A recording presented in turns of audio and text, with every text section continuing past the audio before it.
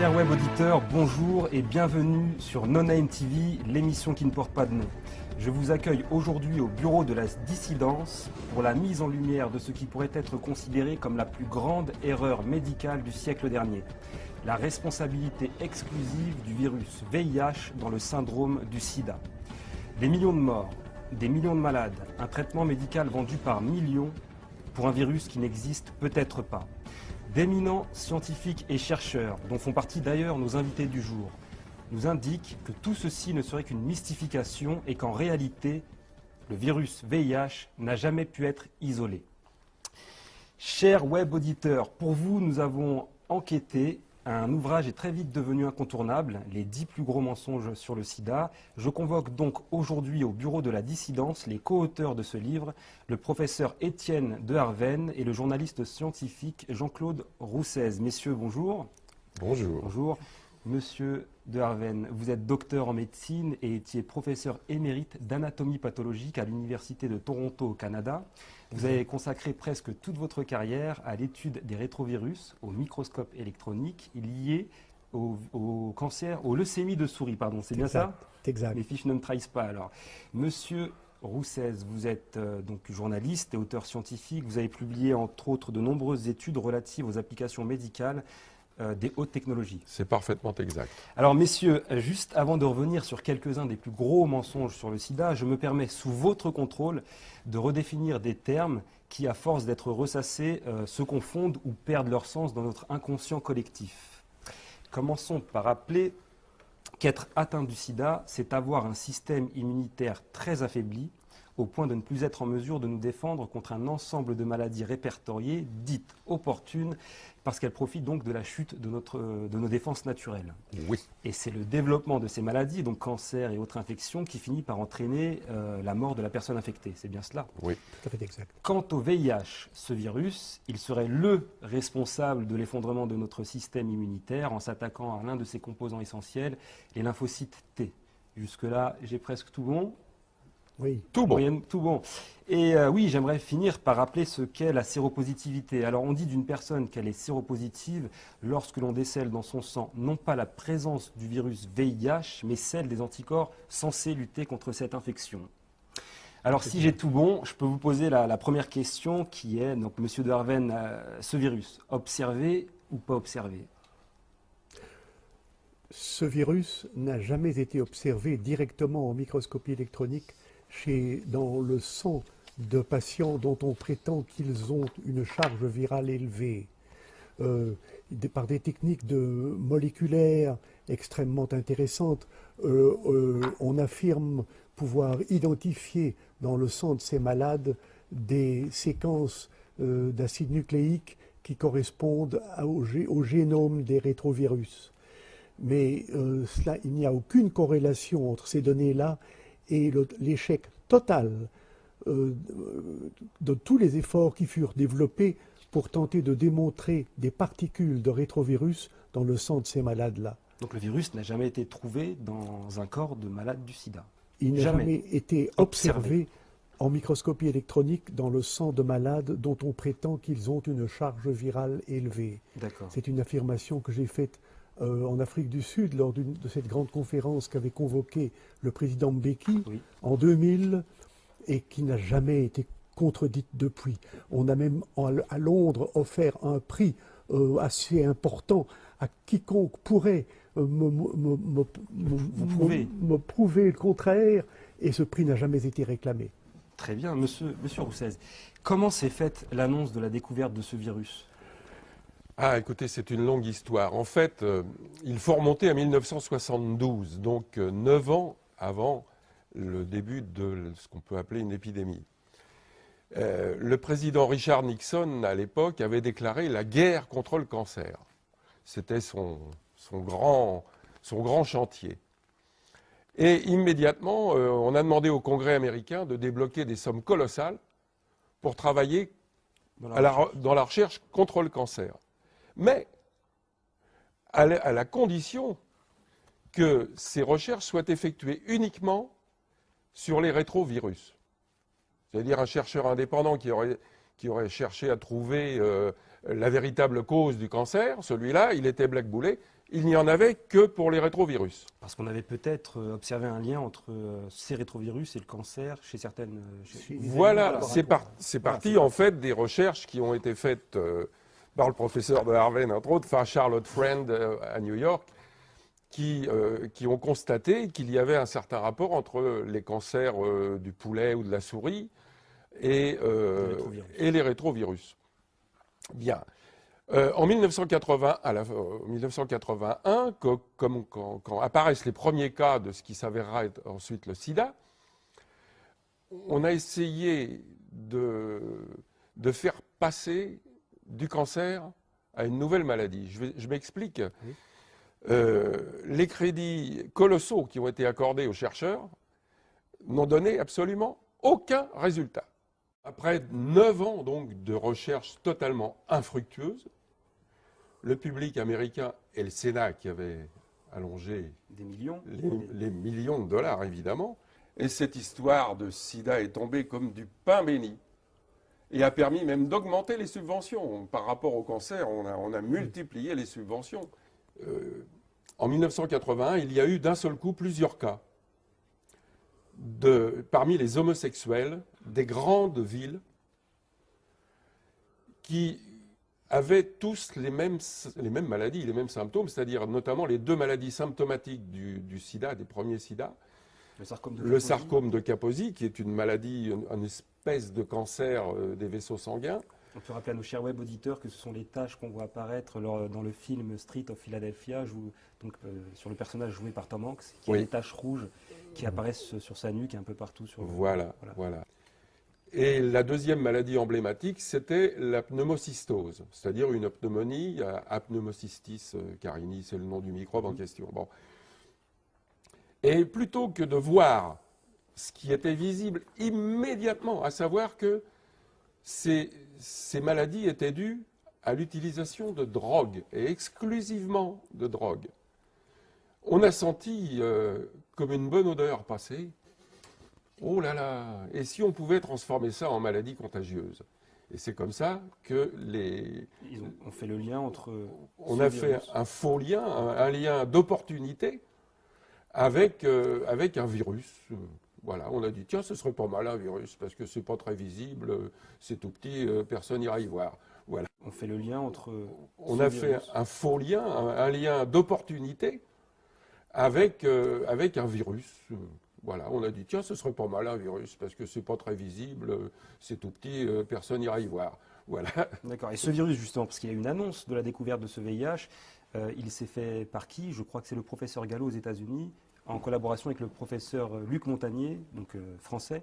C'est bien ça, parce qu'il y a bien... Voilà, alors, dans le labo de Luc Montagnier à l'Institut Pasteur, en 1983, on a, semble-t-il, découvert ce qui semblerait être un virus. Je n'irai pas plus loin.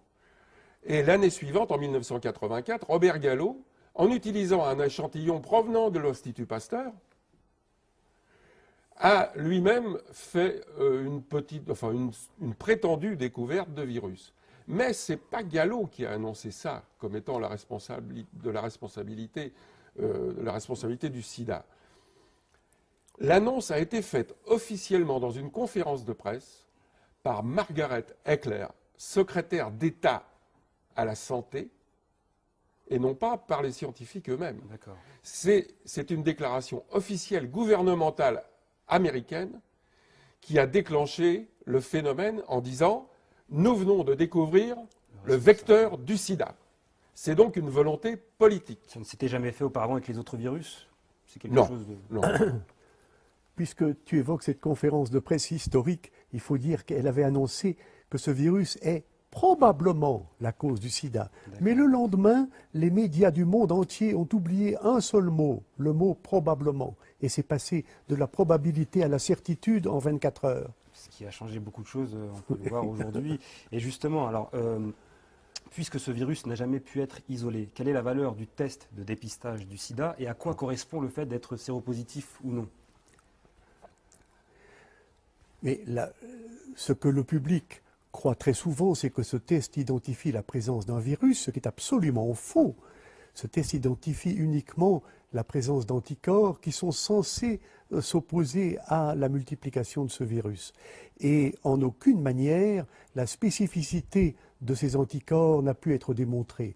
Tout au contraire, un auteur américain, Christine Johnson, a publié en 1998 un article clé dans l'histoire de cette controverse, publiant une liste d'environ 70 conditions médicales qui peuvent par elles-mêmes causer la dite séropositivité.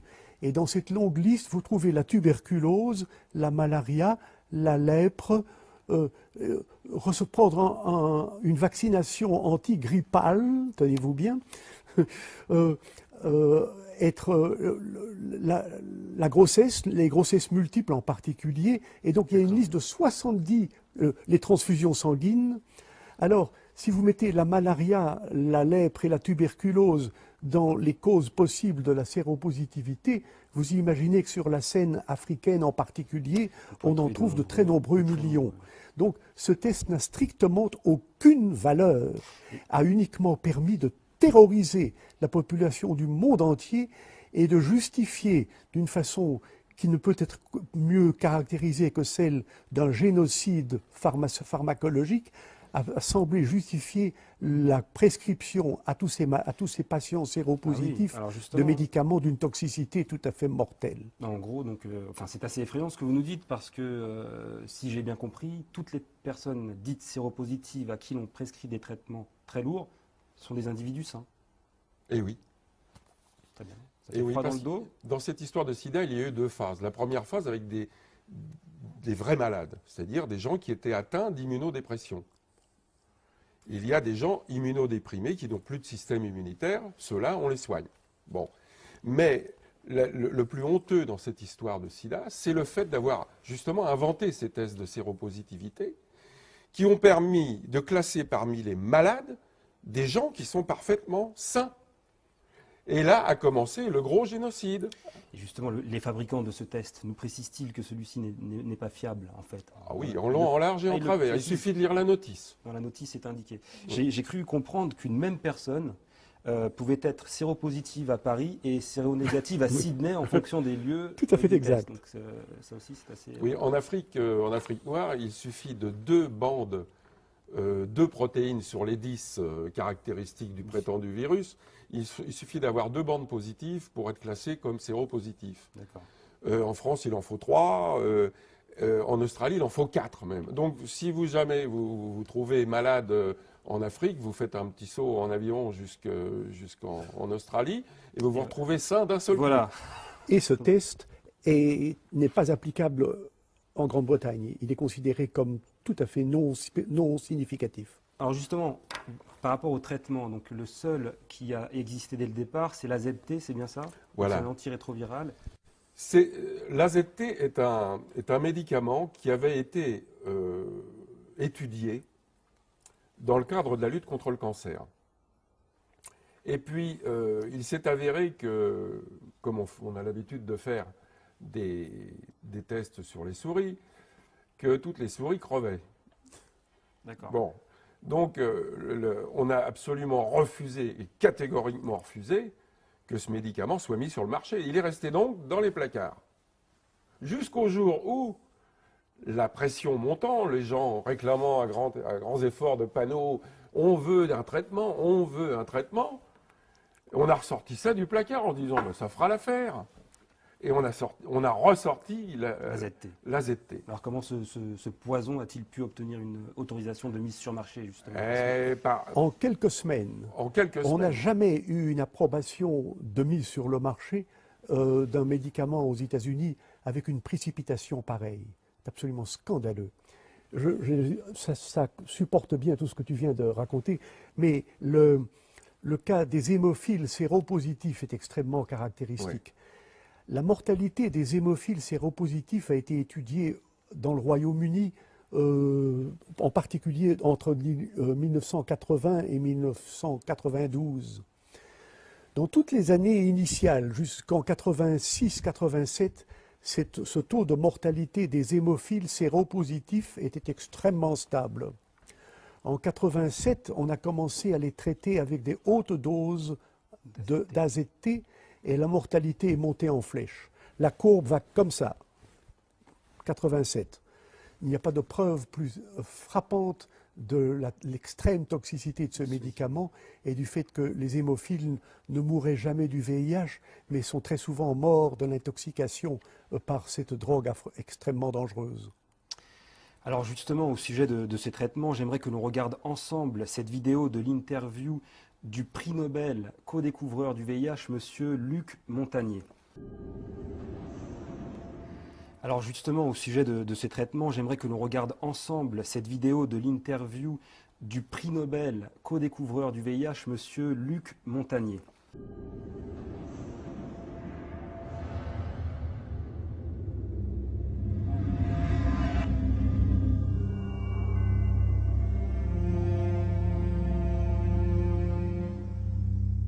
You talked about oxidative stress earlier. Is treating oxidative stress one of the best ways to deal with the African AIDS epidemic? I think this is one way to approach, to decrease the rate of transmission, because I believe HIV, we can be exposed to HIV many times without being chronically infected. Our immune system could get rid of the virus within a few weeks if you have a good immune system. And this is the problem also of African people. Their nutrition is not very equilibrated. They are in oxidative stress, even they are not infected with HIV. So their immune system doesn't work well already. So it's prone, it can, allow HIV to get in and persist. So there are many ways which are not the vaccine, the magic name, the vaccine. Many ways to decrease the transmission just by simple measures of nutrition, giving antioxidants, proper antioxidants, hygiene measures, fighting the other infections.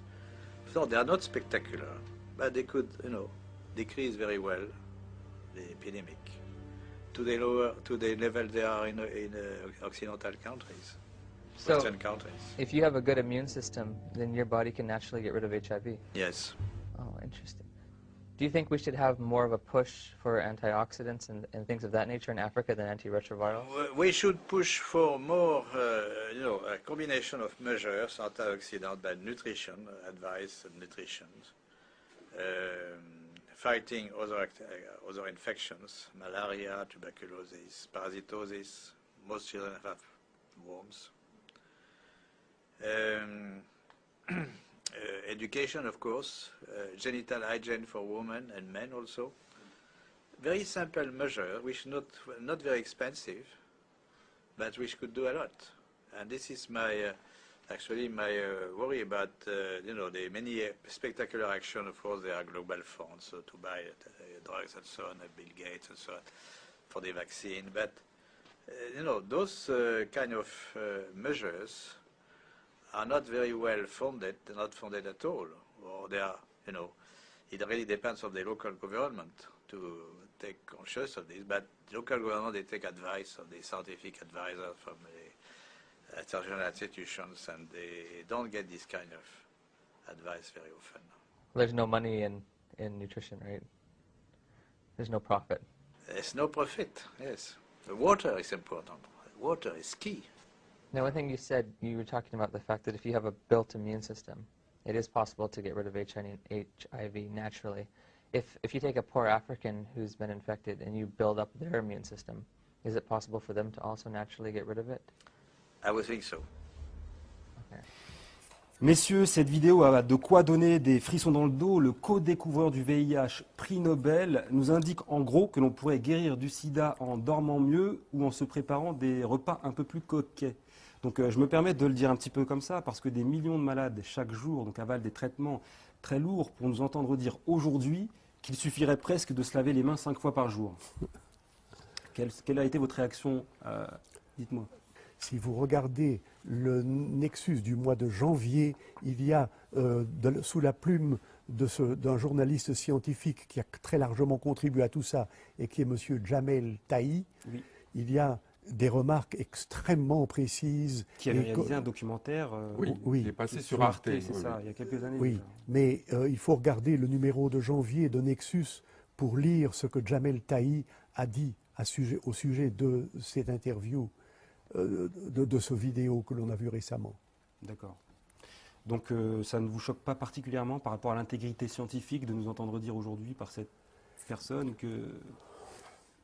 Je dirais que le professeur Montagnier avait déjà très souvent, comment dirais-je, secoué l'opinion par des affirmations qui étaient surprenantes. Par exemple, l'existence de cofacteurs. Il dit oui, le VIH c'est peut-être important, mais il y avait aussi des cofacteurs. Et il n'a cessé de parler de cela.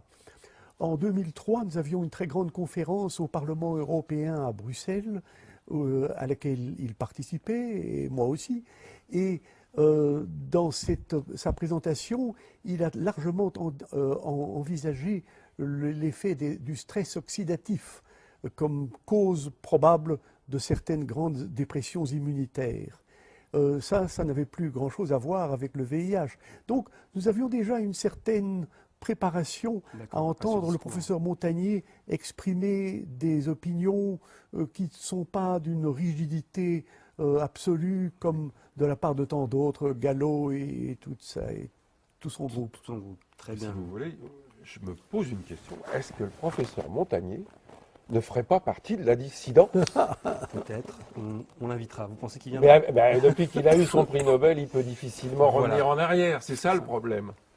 Et pour prendre l'exemple alors du continent qui serait le plus touché par le sida, l'Afrique, les Africains se meurent-ils de toute autre chose depuis des années, en fait? Mais écoutez, la situation en Afrique est tellement différente. Les problèmes de santé publique en Afrique sont monumentaux, mais tournent essentiellement autour de l'absence d'hygiène, de la malnutrition et des grandes maladies tropicales bien connues comme la malaria, la lèpre et pour eux la tuberculose également. Tout ça est maintenant rebaptisé du nom de sida. Ce n'est pas pour être choquant que je dis cela, mais mon analyse serait de dire qu'il n'y a pas d'épidémie de sida en Afrique. Il y a d'immenses problèmes de santé publique auxquels on attache l'étiquette de sida, probablement pour satisfaire la voracité des compagnies pharmaceutiques qui cherchent à ouvrir des nouveaux marchés, mais en fait, il n'y a pas de vrai sida en Afrique. Je sais que c'est extrêmement choquant d'entendre cela, mais ça tourne essentiellement autour des problèmes d'hygiène publique, de malnutrition et des grandes maladies tropicales bien connues. Et au sujet de l'Europe, des études ont prouvé que des couples sérodiscordants, donc dont l'un serait séropositif ou non, ne se transmettaient pas le virus sur des périodes de 7, 8, 10 ans, si j'ai bien compris. Et d'autres études montrent que parmi les prostituées, seules celles qui se droguent sont touchées, et que dans la communauté homosexuelle sont touchés ceux qui mènent une vie décadente et qui se droguent eux aussi. Oui. Aurait-on affaire à un virus sexiste, homophobe, raciste ou... C'est une des raisons qui font que c'est impossible. On dirait que le virus s'attaque de préférence aux hommes en Occident et à égalité quasiment femmes-hommes en Afrique. Bon, c'est jamais qu'un virus. Rappelons-le, le virus n'est pas un matériel vivant. Ça, c'est très important. Ce n'est pas une bactérie. Un virus, c'est un assemblage de protéines et c'est tout. Inerte. Inerte. Avec un bout d'ADN, c'est incapable de se défendre tout seul. Hein? Donc, oui, vous voulez dire que de là à choisir en fonction des continents, hommes ou femmes... C'est impossible. Ça lui attribue une intelligence qu'il est loin de pouvoir avoir. Hein? Bon. Alors donc, il y a ce problème donc, de parité homme-femme qui n'existe pas en Occident et qui existerait en Afrique. Quant aux expériences, aux statistiques qui ont été faites d'après de nombreuses études sur les prostituées, il est tout à fait exact que quasiment aucune prostituée n'est séropositive, excepté celle qui s'adonne à la drogue, à des drogues dures, s'entend. Voilà. Il est bien évident que la prétendue contagiosité du sida est totalement incompatible et par les rapports sexuels, est totalement incompatible avec le fait que les prostituées n'ont pas de sida. et ce fait refuse d'être reconnu par toute l'orthodoxie du sida. Mais dans le livre que nous avons fait ensemble, Oui, que je peux présenter là à il y a l'occasion. pas mal de références qui illustrent le fait que des études épidémiologiques faites en Thaïlande, en Afrique, en Italie, en Allemagne, aux États-Unis. Oui, que je peux présenter là à Il y a l'occasion. pas mal de références qui illustrent le fait que des études épidémiologiques faites en Thaïlande, en Afrique, en Italie, en Allemagne, aux États-Unis, sont toutes concordantes pour démontrer que les prostituées n'ont pas le sida. Alors, si c'était une maladie infectieuse, il est évident qu'elles en seraient les principales victimes. Et là, vous précisez que de Maintenant, nombreuses études l'ont prouvé. Cela ne veut surtout pas dire, et j'en profite peut-être pour souligner un point très important. Les dissidents dont nous sommes sont totalement en soutien de toutes les campagnes de santé publique recommandant l'usage du préservatif dans la lutte contre les maladies réellement sexuellement transmissibles, c'est-à-dire ça ne concerne pas le sida. Il est évident que nous nous abstenons totalement d'émettre la moindre remarque négative sur ces recommandations de santé publique qui portent sur les maladies donc réellement sexuellement transmissibles et qui est, au point de vue santé publique, une recommandation extrêmement importante. D'ailleurs, pour prouver l'inexistence de ce virus, un homme, le docteur Vilner, en direct sur une chaîne espagnole, s'est inoculé du sang d'un hémophile sidéen. Que vous inspire cet acte? J'ose pas vous demander si vous seriez capable de le faire, enfin si vous le feriez vous-même, mais... On me l'a proposé une fois et j'ai répondu que non, parce que je n'accepte pas que quelque chose rentre dans mon corps d'une manière impromptue. D'accord. Mais qu'en revanche, j'étais prêt à faire l'amour avec des séropositifs autant de fois qu'il le faudra. Bon, voilà. J'imagine qu'il doit y en avoir beaucoup. Non, Robert Vilner, effectivement, a fait cette expérience, mais il est tellement persuadé, et à juste titre d'ailleurs, qu'il ne risquait rien, qu'effectivement, il y est allé la fleur au fusil. Et il n'a rien depuis. Non, pensez-vous. Enfin. Donc, messieurs, si j'ai bien compris, voilà près de 30 ans de recherche, d'efforts, pour n'aboutir en 2010 à aucun traitement curatif, aucun vaccin, aucune prédiction épidémiologique vérifiable. Quels sont les espoirs? Alors, écoutez, du côté vaccin, je voudrais souligner ces trois points que vous venez de faire avec une grande précision pour indiquer que, étant donné cette évidence-là, il est grand temps d'avoir le courage de se demander si l'hypothèse de départ était exacte ou fausse. Et je crois qu'il est urgentissime de réaliser que l'hypothèse de départ était fondamentalement fausse. Très bien. Vous n'êtes pas les seuls à le dire. Je crois que vous êtes président d'un groupe international. J'ai été président jusqu'en 2008. Mon terme était de 3 ans. D'accord. J'ai été président entre 2005 et 2008 du groupe Rethinking AIDS, qui est essentiellement basé en Californie. Très bien. Qui regroupe de nombreux scientifiques. Tous ceux qui sont intéressés par le programme d'aujourd'hui et qui connaissent bien l'anglais devraient ne pas manquer d'ouvrir sur Internet le site de ce groupe dont j'ai été président. Et ce site est donc www.rethinkingaids.com. Et il y a énormément de matériel là-dedans, y compris couvrant une réunion très importante qui s'est tenue à Oakland, en Californie, en novembre dernier, à laquelle j'ai participé, et dont vous pouvez trouver de très larges extraits dans ce site, dont je recommande très fort la visite à tous les anglophones qui nous écoutent. Très bien. Et les espoirs alors? Alors, au niveau des vaccins, c'est peine perdue. C'est même pas la peine d'y penser. Et pour une raison bien simple. En quoi consiste la vaccination? La vaccination consiste à créer une primo-infection, c'est-à-dire une réplique non grave de la maladie, de façon à faire réagir le système immunitaire en créant des anticorps. Ces anticorps seront aux aguets si la véritable maladie arrive. Voilà le principe de la vaccination. Mais comme il n'y a pas de virus... C'est pas ça, c'est que les gens qui sont... À partir du moment où vous faites une vaccination, vous devenez séropositif. Oui. Donc c'est le serpent qui se mord la queue. Ça nous paraît très simple quand vous nous l'expliquez, pourtant nous on voit des millions de dollars dépensés dans la recherche, c'est inquiétant. c'est pour vous quelque chose qui est...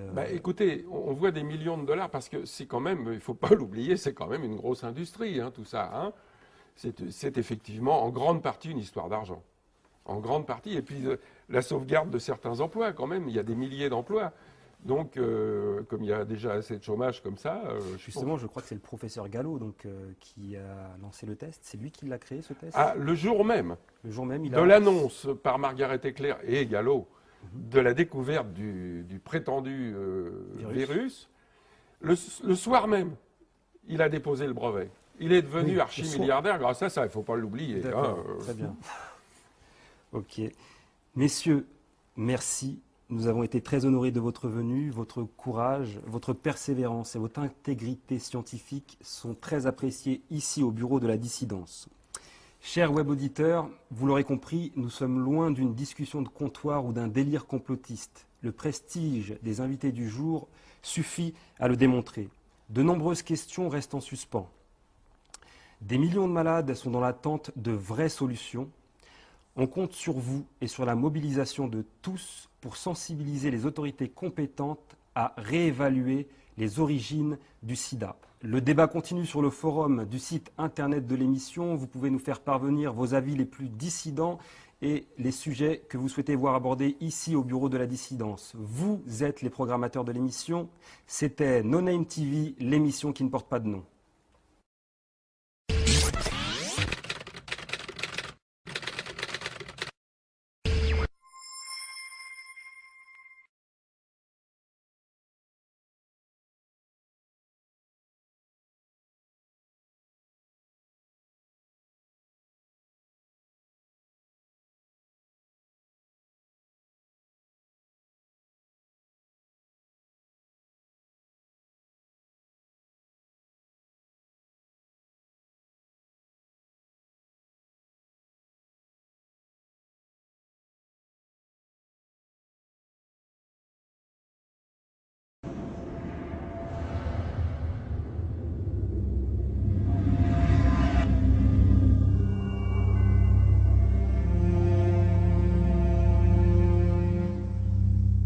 You talked about oxidative stress earlier. Is treating oxidative stress one of the best ways to deal with the African AIDS epidemic?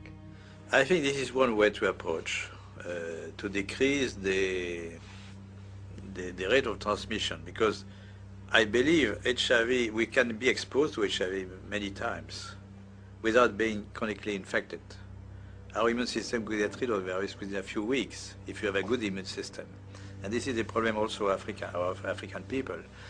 Their nutrition is not very equilibrated. They are in oxidative stress, even they are not infected with HIV. So their immune system doesn't work well already. So it's prone, it can, allow HIV to get in and persist. So there are many ways which are not the vaccine, the magic name, the vaccine. Many ways to decrease the transmission just by simple measures of nutrition, giving antioxidants, proper antioxidants, hygiene measures, fighting the other infections. So they are not spectacular, but they could, decrease very well the epidemic to the level they are in Occidental countries, So, Western countries. if you have a good immune system, then your body can naturally get rid of HIV. Yes. Oh, interesting. Do you think we should have more of a push for antioxidants and things of that nature in Africa than antiretrovirals? We should push for more, a combination of measures, antioxidant by nutrition, advice and nutrition, fighting other infections, malaria, tuberculosis, parasitosis. Most children have worms. Education, of course, genital hygiene for women and men also. Very simple measure, which not very expensive, but which could do a lot. And this is my worry about the many spectacular action. Of course, there are global funds so to buy drugs and so on, Bill Gates and so on, for the vaccine. But those kind of measures are not very well funded, not funded at all, or they are, it really depends on the local government to take conscious of this, but local government, they take advice of the scientific advisors from the international institutions, and they don't get this kind of advice very often. There's no money in nutrition, right? There's no profit. There's no profit, yes. The water is important. Water is key. Now, one thing you said, you were talking about the fact that if you have a built immune system, it is possible to get rid of HIV naturally. If you take a poor African who's been infected and you build up their immune system, is it possible for them to also naturally get rid of it? I would think so. Okay. That's an important It's point. important knowledge which is completely neglected. You know, people always think of drugs and vaccine. So this is a message which may be different from what you heard before, no? The closing? No, yes, my message is different from what you heard from Fauci or... Yes. It's a little different. It's a little different. Some people are very fortunate and they don't have these side effects.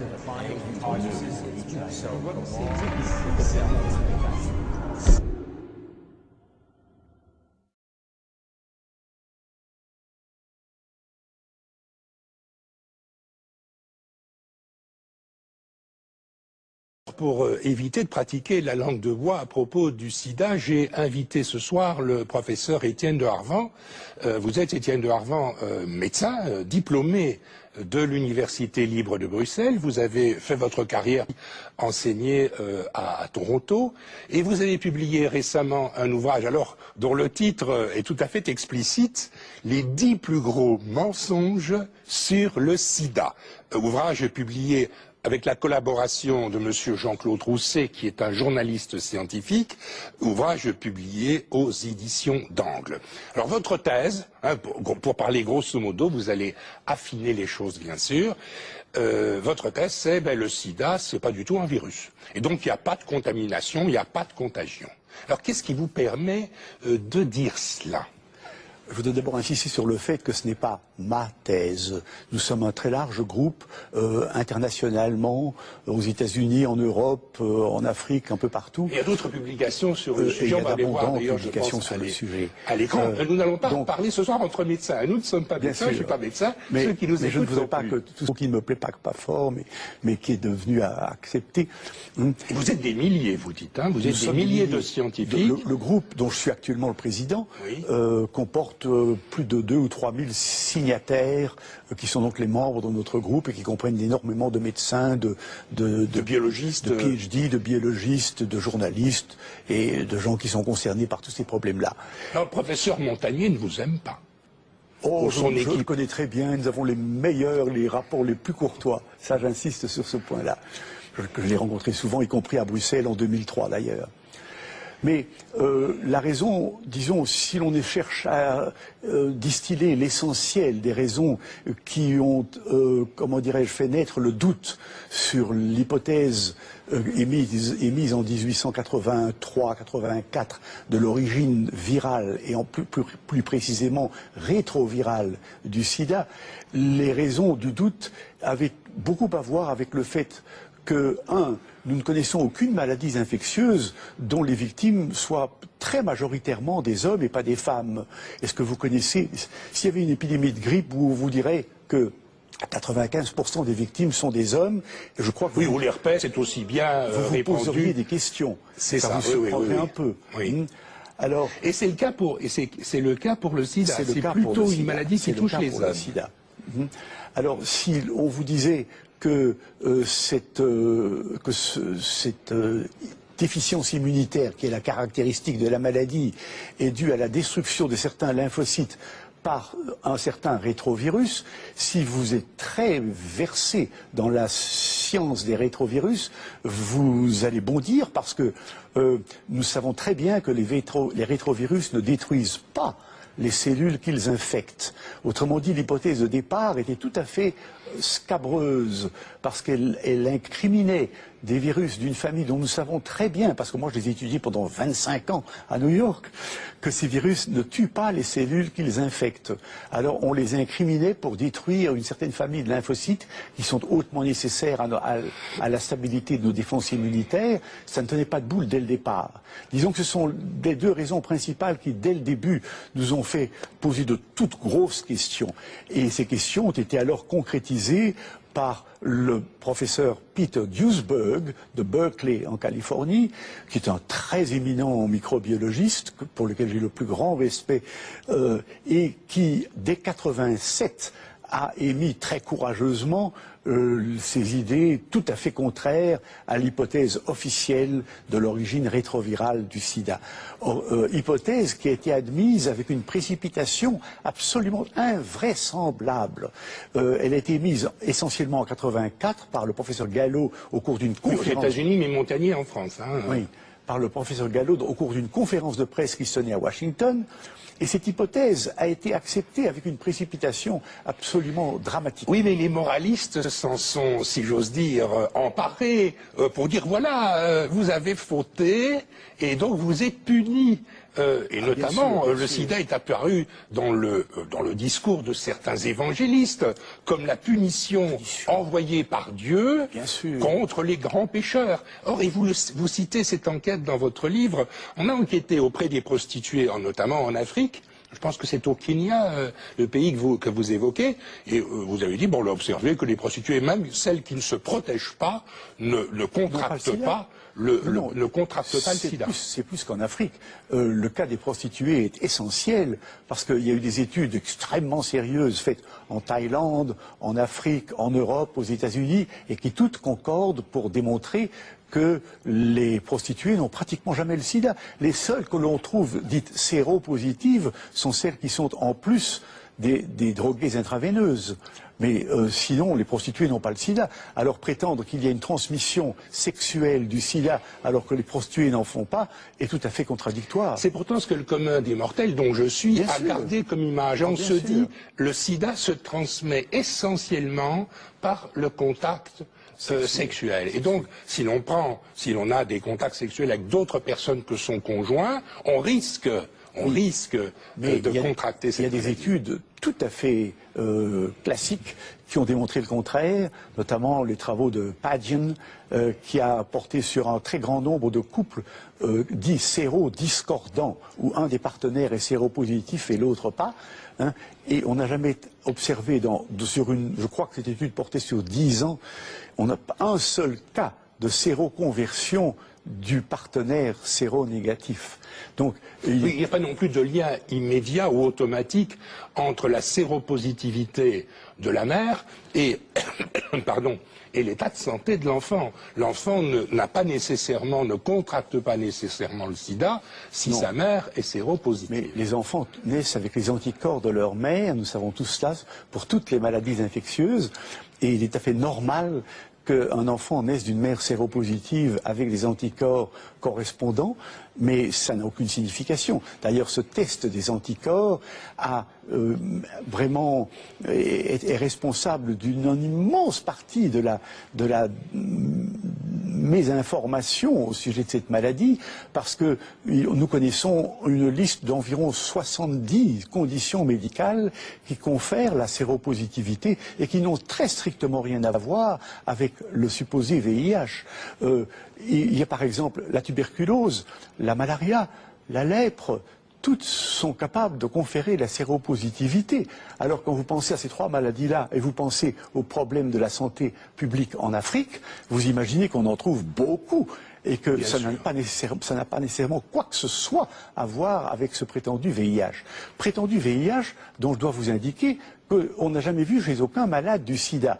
Toutes ces belles images dont nos magazines sont absolument sursaturés ne montrent jamais des virus isolés directement d'un seul patient. En tout cas, on peut dire que le système immunitaire est parfois mis en cause, qu'il y a des déficiences immunitaires, et vous dites que ce n'est pas nécessairement un phénomène de contagion ou de contamination, ce sont d'autres causes, vous en avez évoqué quelques-unes. Je renvoie les personnes qui sont intéressées par le sujet à votre ouvrage, professeur de Harvard, intitulé « Les 10 plus gros mensonges sur le sida », livre paru aux éditions d'Angle. Je vous remercie d'être venu à notre émission d'aujourd'hui. J'espère qu'on va se retrouver pour une émission un peu plus longue et je vais pouvoir vous donner un contradicteur. Ce sera extrêmement intéressant. On se retrouve dans les prochains mois. Madame, mademoiselle, monsieur, merci beaucoup. À très bientôt et bonne nuit. Tous les efforts qui furent développés pour tenter de démontrer des particules de rétrovirus dans le sang de ces malades-là. Donc le virus n'a jamais été trouvé dans un corps de malade du sida. Il n'a jamais été observé en microscopie électronique dans le sang de malades dont on prétend qu'ils ont une charge virale élevée. C'est une affirmation que j'ai faite en Afrique du Sud lors de cette grande conférence qu'avait convoquée le président Mbeki en 2000 et qui n'a jamais été contredite depuis. On a même à Londres offert un prix assez important à quiconque pourrait me prouver le contraire, et ce prix n'a jamais été réclamé. Très bien, monsieur Roussez. Comment s'est faite l'annonce de la découverte de ce virus? Ah, écoutez, c'est une longue histoire. En fait, il faut remonter à 1972, donc 9 ans avant le début de ce qu'on peut appeler une épidémie.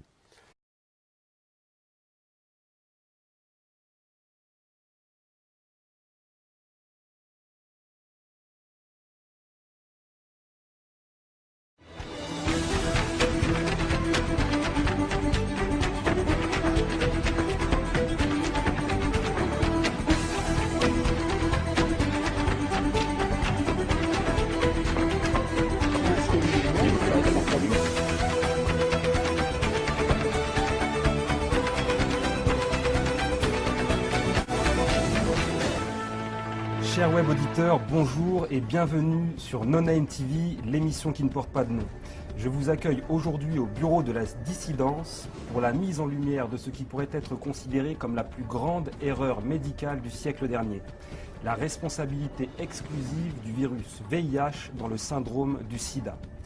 Des millions de morts, des millions de malades, un traitement médical vendu par... Finir par rappeler ce qu'est la séropositivité. Alors on dit d'une personne qu'elle est séropositive lorsque l'on décèle dans son sang non pas la présence du virus VIH, mais celle des anticorps censés lutter contre cette infection. Alors si j'ai tout bon, je peux vous poser la première question qui est, donc monsieur de Harven, ce virus, observé ou pas observé? Ce virus n'a jamais été observé directement en microscopie électronique dans le sang de patients dont on prétend qu'ils ont une charge virale élevée, par des techniques moléculaires extrêmement intéressantes. On affirme pouvoir identifier dans le sang de ces malades des séquences d'acides nucléiques qui correspondent au génome des rétrovirus. Mais il n'y a aucune corrélation entre ces données-là et l'échec total d'un million pour un virus qui n'existe peut-être pas. D'éminents scientifiques et chercheurs, dont font partie d'ailleurs nos invités du jour, nous indiquent que tout ceci ne serait qu'une mystification et qu'en réalité, le virus VIH n'a jamais pu être isolé. Chers web auditeurs, pour vous, nous avons enquêté. Un ouvrage est très vite devenu incontournable, les 10 plus gros mensonges sur le sida. Je convoque donc aujourd'hui au bureau de la dissidence les co-auteurs de ce livre, le professeur Étienne de Harven et le journaliste scientifique Jean-Claude Roussez. Messieurs, bonjour. Bonjour. Bonjour. Monsieur de Harven, vous êtes docteur en médecine et étiez professeur émérite d'anatomie pathologique à l'Université de Toronto au Canada. Vous avez consacré presque toute votre carrière à l'étude des rétrovirus au microscope électronique liés au cancer, aux leucémies de souris, pardon, c'est bien ça? Exact. Les fiches ne me trahissent pas alors. Monsieur Roussez, vous êtes donc journaliste et auteur scientifique. Vous avez publié entre autres de nombreuses études relatives aux applications médicales des hautes technologies. C'est parfaitement exact. Alors messieurs, juste avant de revenir sur quelques-uns des plus gros mensonges sur le sida, je me permets sous votre contrôle de redéfinir des termes qui, à force d'être ressassés, se confondent ou perdent leur sens dans notre inconscient collectif. Commençons par rappeler qu'être atteint du sida, c'est avoir un système immunitaire très affaibli, au point de ne plus être en mesure de nous défendre contre un ensemble de maladies répertoriées, dites opportunes, parce qu'elles profitent donc de la chute de nos défenses naturelles. Oui. Et c'est le développement de ces maladies, donc cancer et autres infections, qui finit par entraîner la mort de la personne infectée. C'est bien cela? Oui. Tout à fait exact. Quant au VIH, ce virus, il serait le responsable de l'effondrement de notre système immunitaire en s'attaquant à l'un de ses composants essentiels, les lymphocytes T. Jusque-là, j'ai presque tout bon. Oui. Tout bon. Moyenne, tout bon. Et oui, j'aimerais